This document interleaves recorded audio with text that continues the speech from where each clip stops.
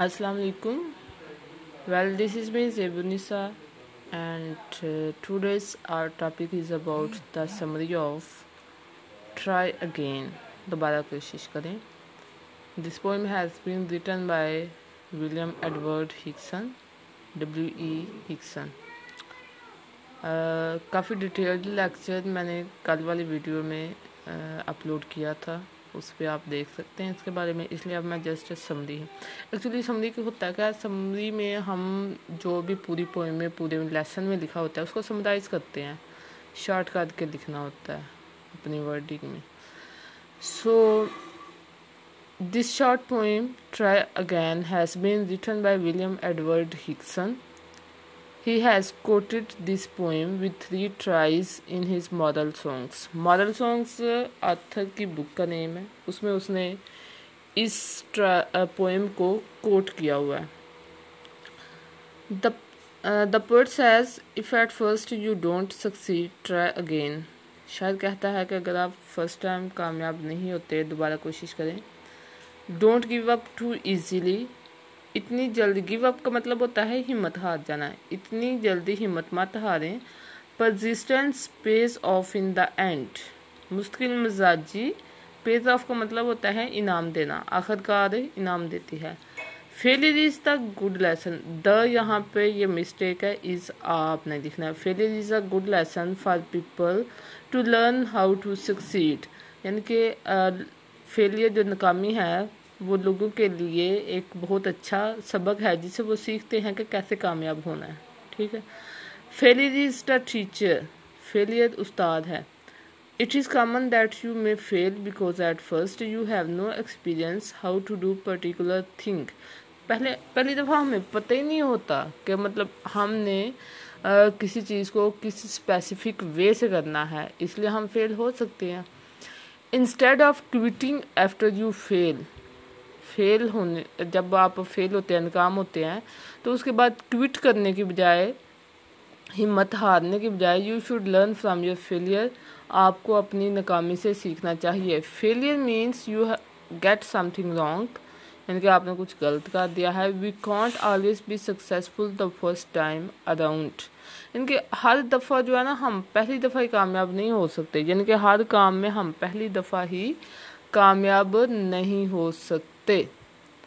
पहले डिसीजन से फिर एक्सपीरियंस के बाद फेलियर, उसके बाद फिर से जो है ना वो प्रैक्टिस यानी कि एक्सपीरियंस, और इसी तरह फिर इंसान कामयाब होता है. It takes a while to learn, to experiment and to succeed. पहले हम किस चीज़ को सीखते हैं, फिर एक्सपेरिमेंट करते हैं, फिर कामयाब होते हैं. ठीक है. और अगर ये कामयाब नहीं होते, हम नाकाम होते हैं, तो फिर दोबारा से वही सर्कल चलता रहता है. एक काम को सीखा, प्रैक्टिस की, फेल हो गए, फिर दोबारा से उसको सीखें. फिर आपने जो फर्स्ट टाइम उसमें जो वीक पॉइंट्स आपके रह गए थे उनको रिमूव करें, उनको स्ट्रॉन्ग पॉइंट्स बनाएं.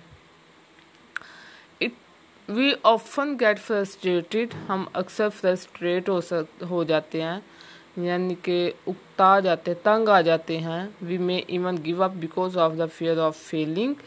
It is certain that we will have to go through great difficulties before we reach to our goals in our lives. यानी कि हम अपनी डेस्टिनेशन तक पहुंचने से पहले हमारे सामने बहुत सी हर्डल्स होती हैं. ठीक है. Nobody knows only success. यानी कि हर इंसान जो है ना वो सिर्फ कामयाबी को नहीं जानता. Try again is the only way to be successful. Try again, दोबारा कोशिश करें, सिर्फ ये वो रास्ता है जो आपको कामयाबी तक लेके जा सकता है. If you don't give up one day you will be succeeded या सक्सेसफुल. ठीक है. इसके बाद यहाँ पे आपने कुछ लाइंस एडअप करनी हैं.